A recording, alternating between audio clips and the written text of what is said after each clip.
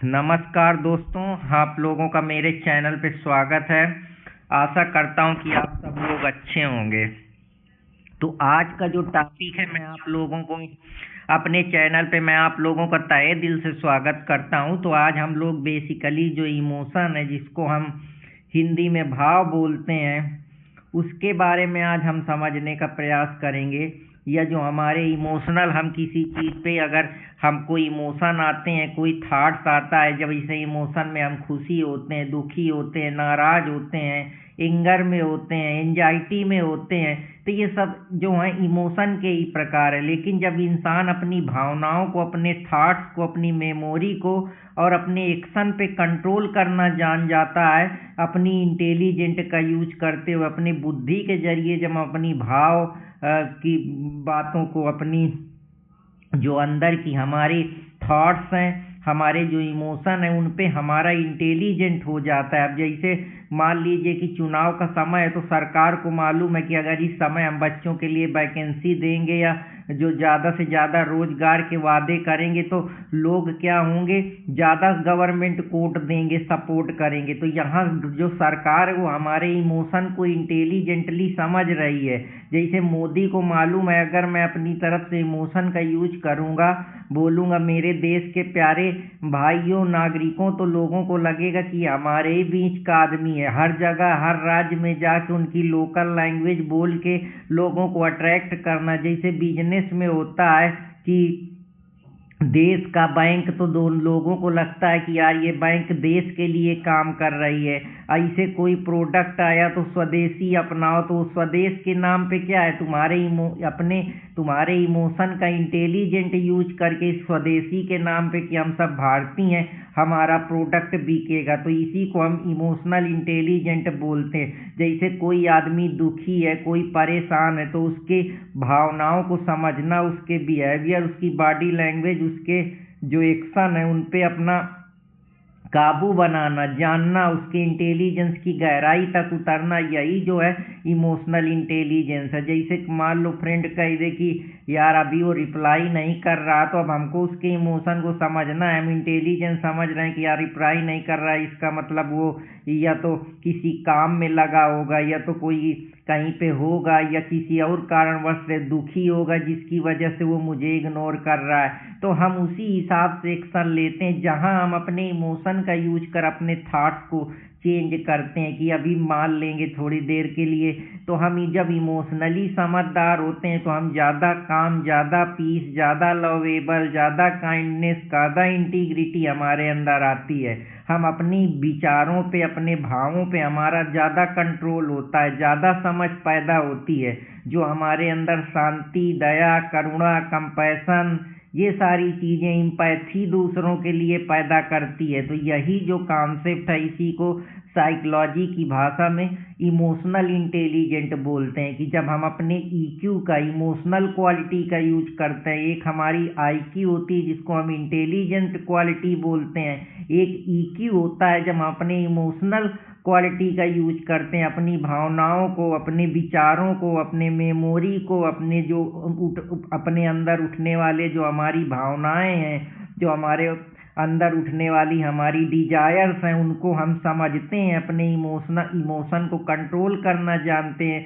वही जो पूरी साइकोलॉजी है इंसान की समझने की, इमोशन की, उसी को हम इमोशनल इंटेलिजेंट बोलते हैं। जैसे बड़े बड़े क्रिकेटर हैं, वो समझ लेते हैं फिल्म के जरिए, जो है बुद्धिमान लोग हैं, वो जनता क्या चाह रही है उसकी समझ लेते हैं। पॉलिटिक्स में जनता का भी क्या विचार है, क्या रुझान है, आइडियोलॉजी वाले समझ लेते हैं, उनके इमोशन के साथ खेलते हैं। जैसे टेररिस्ट होते हैं, आईएसआई वाले होते हैं, आईएस, तो ये सब क्या करते हैं, या जो मोहम्मदीन होते हैं, या और भी जो टेररिस्ट ग्रुप हैं, अलकायदा, ये लोगों की साइकोलॉजी, उनके इमोशन को पढ़ लेते हैं, इंटेलिजेंट उनका समझ लेते हैं कि ये आदमी कहाँ पीड़ित है, कहाँ परेशानी है। जैसे जो स्मार्ट होते हैं समझदार लोग होते हैं, जो वैलिडेशन सीकर होते हैं, वो पुश एंड पुल टेक्निक का यूज करते हैं, जिसको ऑपरेशनल कंडीशनिंग, जिसको इवान पावलो की जो साइकोलॉजी है उसके बारे में बात करती है। इसी प्रकार से हम ऑब्जर्वेशन बिहेवियर के जरिए लोगों के जो है थिंकिंग और समाज के जो एक आइडिया है उस पर लगा लेते हैं। जैसे कि जो इसकी फिलॉसफी आप लोगों को बताने का प्रयास कर रहा हूँ, तो ऑब्जर्वेशन जो अल्बर्ट बंडूरा की फिलॉसफी है वो इसी पे बेस्ड है। दूसरी इमोशन की खुद की कुछ साइकोलॉजी है की थ्योरियाँ, जैसे जेम्स लैंज की थ्योरी है, जो हम किसी भी चीज़ पे हमारे इमोशन पहले नहीं आते, पहले हमारी बॉडी रिएक्ट करती, जहीं कहीं से हम कुछ देखे कितनी गहराई है तो हमारे अंदर डर पैदा होता है, कहीं एक्सीडेंट हो गया तो हमारे अंदर डर पैदा होता है, पहले हमारी बॉडी रिएक्ट करती है। कोई हमने बहुत ज़्यादा डरावनी चीज़ देखी तो हमारे बॉडी में ट्रबल हो जाता है, जिसकी वजह से हम फियर महसूस करते हैं, और वही हमारे अंदर इमोशन पैदा करती है, जिसकी वजह से हम अपनी बॉडी की अवेयरनेस को समझते हैं, अपने बॉडी की रिएक्शन को समझते हैं। इसी थ्योरी को जो है जेम्स लैंज थ्योरी बोला जाता है। ये इमोशन साइकोलॉजी की इम्पॉर्टेंट थ्योरी है। दूसरी थ्योरी कैनन बार्ड थ्योरी है। ये इमोशन पे बेस्ड थ्योरी है। जब हम अपने इमोशन, अपने आंसू, अपने को कंट्रोल करना अपने बॉडी रिएक्शन के साथ साथ हो देखते हैं। जैसे ही हमारी किसी से लड़ाई हो गई, हमारी हार्ट बीट तेज हो जाती है, हमारा दिल तेज होने लगता है, हम पूरी तरीके से उसकी तरफ बढ़ते हैं, एक्शन लेते हैं। जो हमारा एमाइडीला होता है, जहाँ से जो हमारे इमोशन का सेंटर होता है, जिसको हम लिम्बिक सिस्टम बायोलॉजी में बोलते हैं, वहाँ से क्रिएट होता है, हार्ट बीट तेज होती है, हम रिएक्शन करने के लागू हो जाते हैं। अगर इसको आप देखें तो हम जो अगर लॉ में देखें तो इसका यूज हम लगा सकते हैं, जैसे जहाँ पे मर्डर में जो है एक्सेप्शन मिल जाता है, इस प्रकार की जो थ्योरियाँ होती हैं वहाँ पे हम इसको यूज करते हैं। तो आप इसको जो है कहीं ना कहीं जेम्स लॉर्ड कैनन बार्ड की थ्योरी से लिंक कर सकते हैं कि उतनी समय सडन ग्रेव प्रोवोकेशन में जब मर्डर नहीं बनता है तो आप कैनन बार्ड की थ्योरी का यूज कर सकते हैं। ये वही थ्योरी है जब इंसान अपने जो इमोशन और बॉडी रिएक्शन के साथ क्या हो रहा है उस पर जो उसका सडन एंड ग्रेव जो कंट्रोलिंग क्षमता है, या इन सारी चीज़ों की वजह से जो करता है, तो इसी वजह से जो है ये सारी चीज़ें जो है इसके अंतर्गत आती हैं, और उसी हिसाब से हमें जो अपने दिमाग में अपनी एक थिंकिंग पैदा कर लेते हैं। कॉग्निटिव अप्रोचल थ्योरी जो लेजारस के द्वारा दी गई है, इस थ्योरी में जो हमारे इमोशन होती हैं, जो हमारे थिंकिंग होती है, सोचने का नज़रिया होता है, वो सिचुएशन के हिसाब से जज करते हैं। किसी के लिए उस सिचुएशन में जो होता है, कहीं देखे कि कहीं अगर मान लो कोई आदमी को कोई दिक्कत हो गई, एक्सीडेंट हो गया, तो बहुत लोग है करुणा से भर जाते हैं। कुछ लोग इमोशनली अपने को स्टेबल करे होते हैं, उनको फर्क नहीं पड़ता है। जैसे अगर हम इसको क्रिमिनोलॉजी के उससे देखें तो ये लम्बरोसो की थ्योरी से आप इंटरलिंक कर सकते हैं कि कुछ लोग जन्मजाति क्रिमिनल पैदा होते हैं, उनमें इनेट बिहेवियर पाया जाता है। उसकी जो क्रिमिनोलॉजी की साइकोलॉजी है उसको आप वो नहीं कर सकते, वो जन्मजाति क्रिमिनल्स है, वो उसमें कुछ पर्सनालिटी ट्रेट्स पाए जाते हैं वैसे, जो कि वो कठोर होता है, उसको फर्क नहीं पड़ता है। तो ये इसी प्रकार से हम इसको यूज कर सकते हैं कि इमोशन है उस सिचुएशन में कि एक आदमी मारेगा तो उसको दर्द होगा, परेशानी होगी, टेंशन में आ जाएगा, इमोशन उसके अंदर जागेंगे, लेकिन एक आदमी को वही नहीं फर्क होगा। तो हम अपनी सिचुएशन को कैसे जज करते हैं उस पे हिसाब से कि हम उस अपने जो माइंड का यूज करके कॉग्निटिव अप्रेजल लेते हैं कि नहीं लेते। इसी की जो थ्योरी है, इसी को लेजारस की थ्योरी बोलते हैं कि किसी के लिए वो फेलर का काम कर सकता है, कोई आदमी उसी से लेसन ले सकता है। तो इमोशन सर्कमस्टेंसेस, परिस्थिति पे, अपने अपने पर्सपेक्टिव पे डिपेंड है।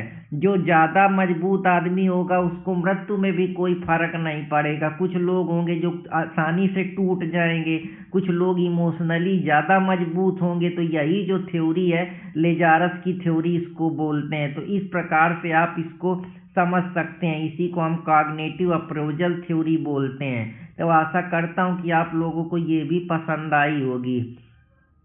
कभी कभी कुछ लोगों के इमोशन जन्मजाति होते हैं कि वो जल्दी इमोशनली हो जाते हैं, नेचुरल होते हैं, इवोल्यूशनरी बेसिस पे होते हैं। जैसा हार्बर्ट स्पेंसर की जो थ्योरी है कि कुछ लोग होते हैं वो जन्मजाति उनके इमोशन ऐसे रहते हैं। इसे बायोलॉजी में जीन थ्योरी है कि अगर तुम्हारे माता पिता के जिस प्रकार के ट्रेट्स रहे हैं, जिस प्रकार के उनके पर्सनालिटी रही है, वैसे उनके बच्चों में, उनके ऑफस्प्रिंग में वही चीज़ें देखने को मिलती है। जो माता पिता बचपन से चिड़चिड़े थे, एंजाइटी से भरे थे, उनके बच्चों में भी वो चीज़ें देखने को मिलती हैं। लेकिन कुछ माता पिता होते हैं जो शांत होते हैं, कंपैशन, लवलेबल, काइंडनेस, तो उनके बच्चों में भी वैसे ही इमोशन देखने को मिलते हैं। तो इमोशन कोई एक वैसा नहीं है, ये मल्टी डायमेंशनल है। कुछ नेचुरल होता है कि कोई जो होता है उनका मुंह होता है हमेशा हंसमुख प्रकार का बना होता है, चेहरे की बनावट पे भी इमोशन डिपेंड करते हैं। तो अलग अलग चीज़ें हैं। बायोलॉजी में इमोशन का जो सेंटर होता है वो लिम्बिक सिस्टम होता है। जो हमारी एमाइडाला होती है वो हमको कब इंगर करना है, कब किसके खिलाफ नाराज़गी है, कब हमको डेंजर हो रहा है, कब हमारे अंदर फियर पैदा हो रहा है, फियर सोसाइटी का, सेम का, गिल्ट का, आपने जो गलत काम करा है, आपके माइंड जो है, आपका फोटो फ्रेम मेमोरी है, वो उस चीज़ को पचा नहीं पा रही है तो वो डेंजर डिटेक्ट कर रही। तो ये सारी चीज़ें एमाइडाला में बनती हैं।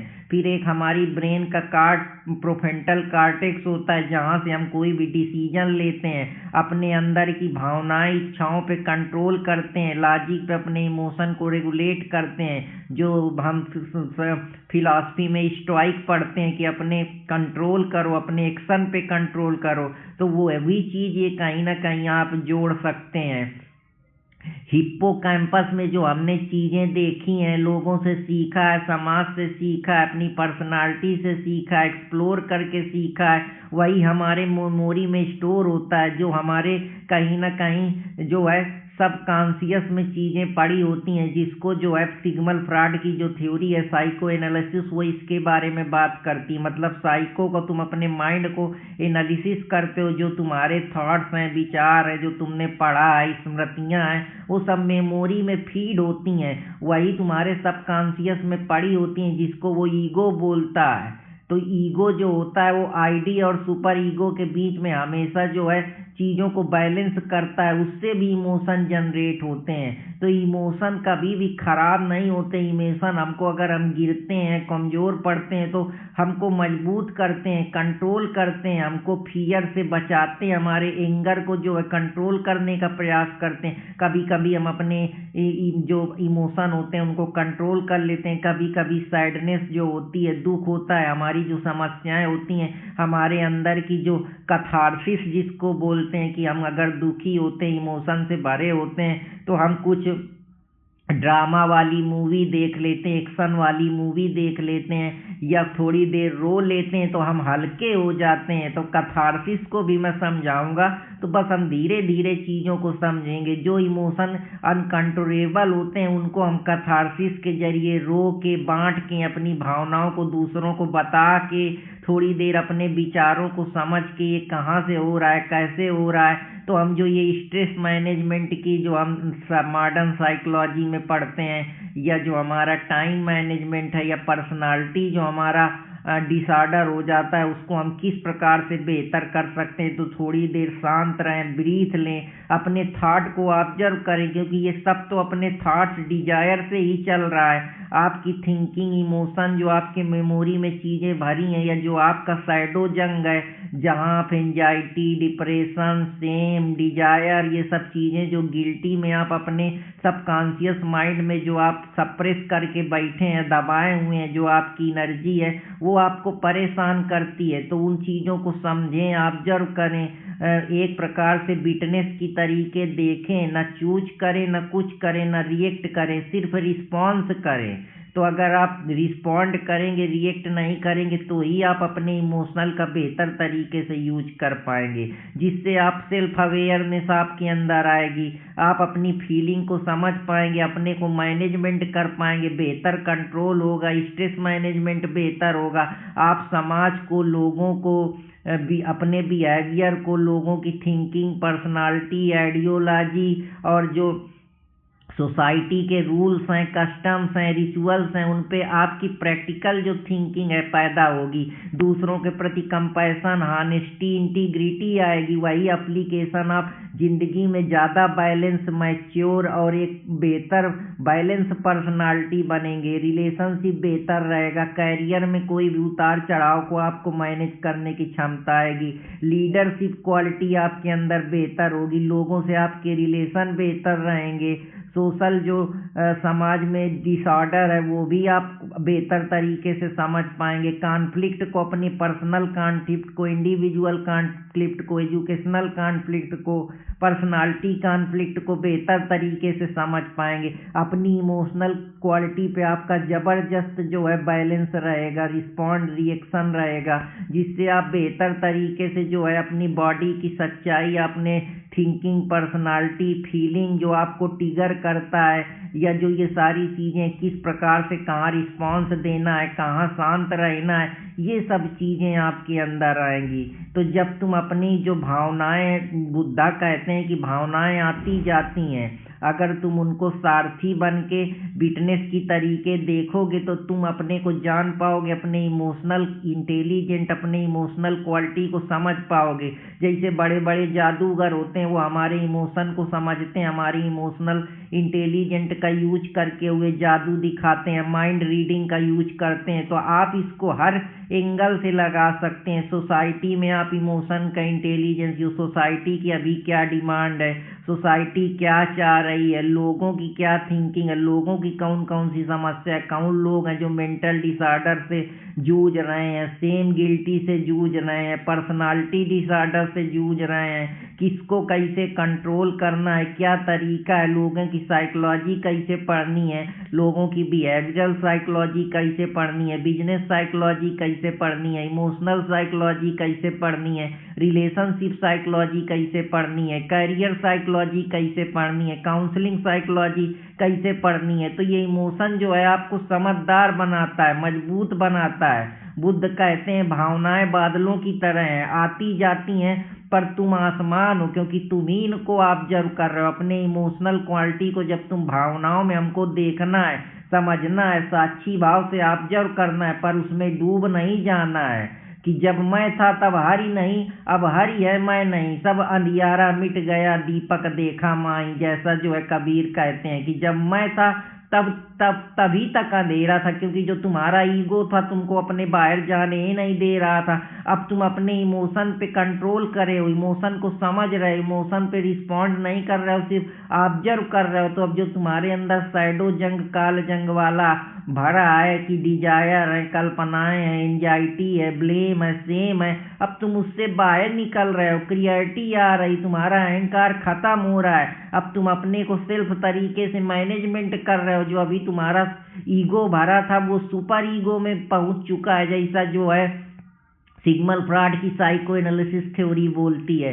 कि जिस सेल्फ को तुम अब तक मान के बैठे थे कि यही परमानेंट है, सेल्फ क्या एक रिवर की तरह फ्लोइंग कर रहा है, रोज उसमें कुछ ना कुछ परिवर्तन हो रहा है। जैसे तुम सीख रहे हो, जैसा पढ़ रहे हो, जैसा बिहेव कर रहे हो, जैसा तुम एटीट्यूड रख रहे हो, जैसा थिंकिंग डेवलप कर रहे हो, उसी हिसाब से जो तुम्हारा ईगो है वो डिजॉल्व हो रहा है। अब दिल और दिमाग में एक द्वंद्व नहीं है, संतुलन है, जो मैंने आपको कॉग्निटिव डिसोनेंस बताया था, जहां अब भावनाएं या तुम्हारी जो इच्छाएं हैं अब वो दुश्मन नहीं है, बल्कि अब तुमको एक नई टीचिंग, नया प्रकाश, नई जो रोशनी है वो आगे दिख रही है। अब तुम्हारा ईक्यू ऊंचाई तक सोच पा रहा है, गहरी समझ डेवलप कर रहा है, इसीलिए वो शांत हो गया है। तभी अब तुमको जिंदगी का जो असली मीनिंग मिलेगी, नहीं तो तुम लाइफ को अपसर्ड मानते रहोगे, अल्बर्ट कामस की तरह कि किसी की चुप्पी को भी पढ़ना सीख ले दोस्त। हर बार दर्द आवाज करके नहीं आता है। अगर तुम किसी की चुप्पी को, किसी के अंदर के इमोशन को समझ सकते हो तो तुम उनके